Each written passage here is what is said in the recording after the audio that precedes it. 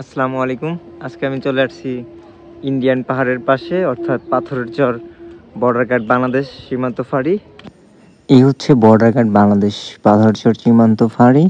আর এইখানে হচ্ছে আপনার থাকার জায়গা, যেখানে বিএসএফরা এখানে থাকে, বিজিবিরা এইখানেই থাকে আর কি। এইখানে থেকেই ওরা ডিউটি করে।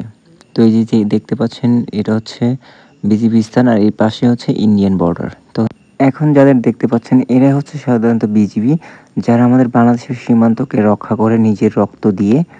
আর এরাই সাধারণত আমাদের বাংলাদেশকে প্রোটেকশন দেয় ইন্ডিয়ার হাত থেকে, অর্থাৎ ভিন্ন ভিন্ন কান্ট্রির হাত থেকে। এরা এখন ডিউটিতে যাচ্ছে, আমিও তাদের সাথে যাচ্ছি। তো এখানে যে গরুগুলো দেখতে পাচ্ছেন আপনারা, এইগুলো সাধারণত ইন্ডিয়া আর বাংলাদেশের মধ্যস্থানে যে একটা নদীর পাড়েই এরা এই গরুগুলো আর কি ঘাস খাওয়াতে নিয়ে যায় প্রতিদিন। এটা হচ্ছে বাংলাদেশের ভিতরে, আমাদের এলাকা, আমাদের গ্রামেই।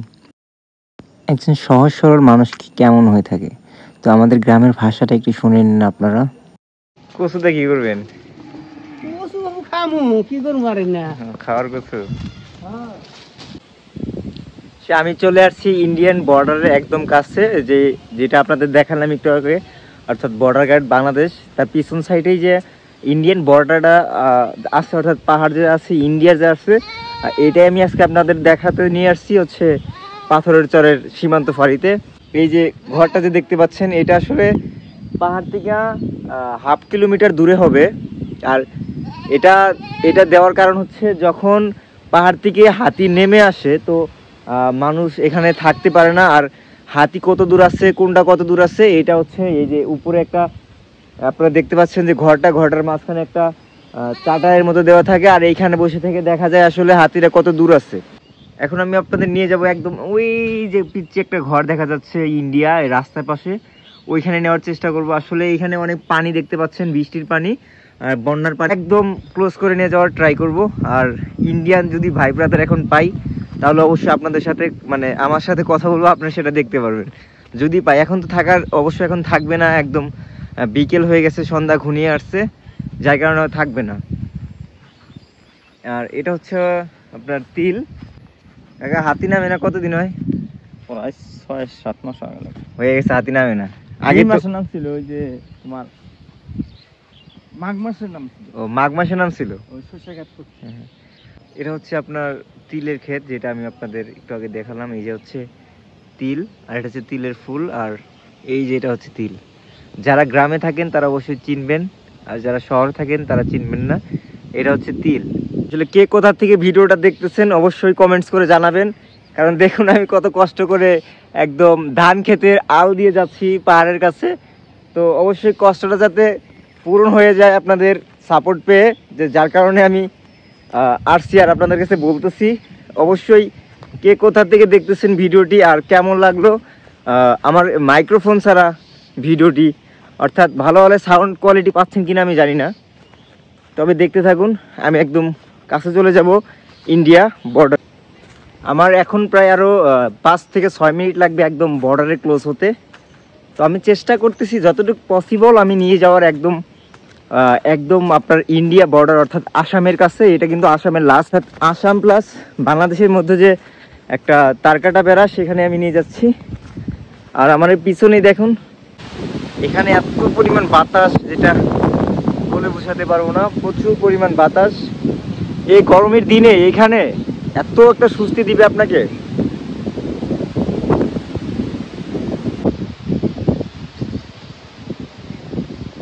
দিয়ে হাঁটতে হয়। তো আমি যাচ্ছি ওই যে সামনে যে দেখতে পাচ্ছেন, সেটাই হচ্ছে ইন্ডিয়ান পাহাড়। আমি সেইখানে নিয়ে যাওয়ার ট্রাই করতেছি আপনাদের। আমার সামনে যে নদীটি দেখতে পাচ্ছেন, এটা একদম সৌর নদী। এটা ইন্ডিয়ান থেকে বয়ে একদম বাংলাদেশের ভিতর দিয়ে চলে গেছে, আর বাংলাদেশের জিঞ্জিরাম সেতুর সাথে মিলে গেছে। ঝুম করে দেখাচ্ছি আপনাদের, কয়েকটা গরু দেখা যাচ্ছে। এইগুলোই সাধারণত বাংলার এপার বাংলার আর ওপার বাংলা দুজনে মিলেই গরুকে ঘাস খাওয়াতে নিয়ে আসে। এটি পাশে যে ছোট্ট একটি ঘর দেখতে পাচ্ছেন, এইখানে সাধারণত বিএসএফ অর্থাৎ ইন্ডিয়ানদের আর রক্ষা বাহিনীরা এইখানেই থেকে থাকে, আর এইখানে থেকে তারা ডিউটি পালন করে। পাশে দেখছেন একটি গাড়ি আসছে, এইটা কিন্তু সাধারণত বাংলাদেশে এবং ভারতের মাঝখান দিয়ে বয়ে যাওয়া একটি রোড।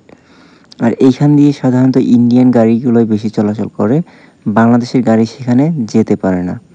আর এই আমি যে প্রথমে বলছিলাম যে একটি ঘর দেখেছিলাম হাতির ঘর, এইখান দিয়ে সাধারণত হাতিগুলো নেমে আসে। যে রাস্তাটি দেখতে পাচ্ছেন এই রাস্তা দিয়ে যখন হাতিগুলো নেমে আসে, আর হাতিগুলো নেমে সোজা বাংলাদেশের দিকে মুভ করে। আর চারপাশে যেগুলো দেখতে পাচ্ছেন আপনারা চাষাবাদের জমি, সবগুলো কিন্তু বাংলাদেশের। পিছনে সামনে নদীর এপার ওপার দুপাশেই বাংলাদেশের জমি, চাষাবাদের জমি। হাতিগুলো যখন নেমে আসে তখনই আমাদের জমির উপর আঘাত হানে।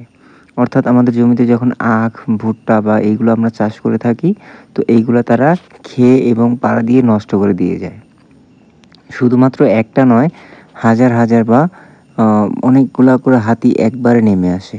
আমার সামনে যে গরুগুলা দেখতে পাচ্ছেন, এটা কিন্তু শুধু বাংলাদেশের গরু নয়, এখানে 50% ইন্ডিয়ান গরুগুলো আছে, যারা ওরা ইন্ডিয়ান এবং বাংলাদেশরা দুজনে শেয়ার করে এখানে গরু লালন পালন করে থাকে। অর্থাৎ এখান দিয়ে ঘাস খাইয়ে তারা নিয়ে যায়। সন্ধ্যা হলেই দুভাগে দুভাগ হয়ে ইন্ডিয়ানগুলো ইন্ডিয়ায় চলে যায় আর বাংলাদেশিগুলো বাংলাদেশে চলে আসে।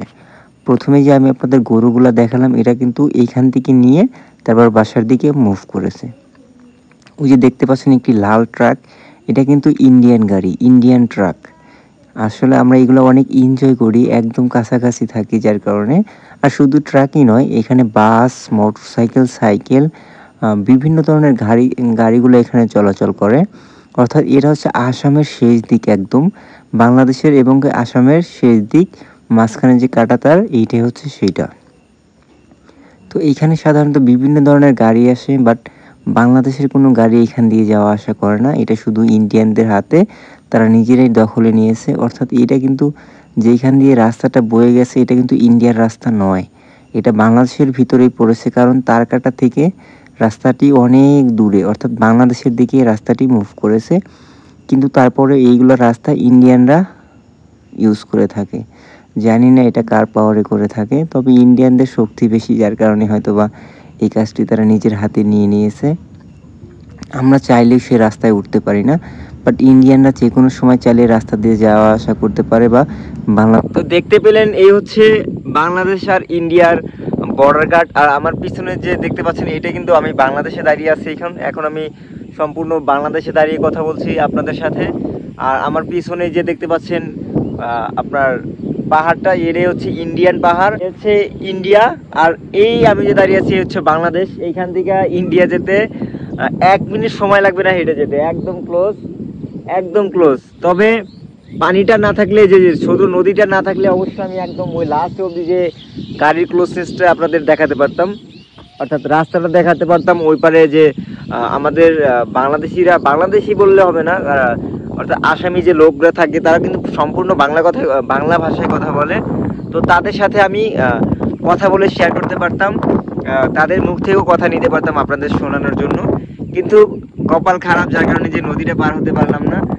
আমি সকালে আসলে হয়তো বা নদীটা পার হতে পারতাম, এখন নদী পার হওয়াটা সম্ভব হবে না।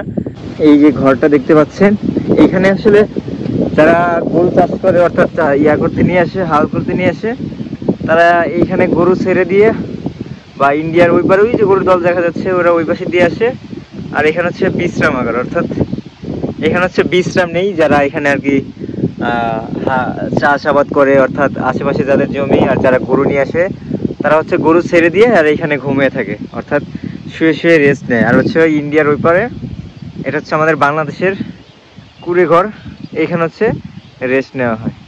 তো কেমন লাগলো আমার ভিডিওটা অবশ্যই কমেন্টস করে জানাবেন। আর এখন আমি বসে আছি হচ্ছে যেখান দিয়ে যে আপনার খেতে পানি দেয় হচ্ছে কল, যেটাকে বলে মেশিন, আমি মেশিনের উপরে বসে আছি। আমরা যেহেতু গ্রামের ছেলেবেলে, তো আমরা গ্রামেই থাকি যখন ছুটিতে আসি ঈদের পরে। তো আপনারা যারা ঢাকায় থাকেন, চেনেন না, তাদের জন্য হচ্ছে এই কথাটা বলা। তো ভিডিও কেমন লাগলো, বাতাসের কারণে কথা বলা যাচ্ছে না, অথবা ভয়েস শোনা যাবে কিনা জানি না। তো কেমন লাগলো অবশ্যই ভিডিওটি কমেন্টস করে জানাবেন, এবং যদি ভালো লেগে থাকে অবশ্যই শেয়ার করবেন ভিডিওটি। তো সবাই ভালো থাকবেন, সুস্থ থাকবেন, দেখা হবে নেক্সট কোনো এক ব্লগে। আল্লাহ হাফেজ।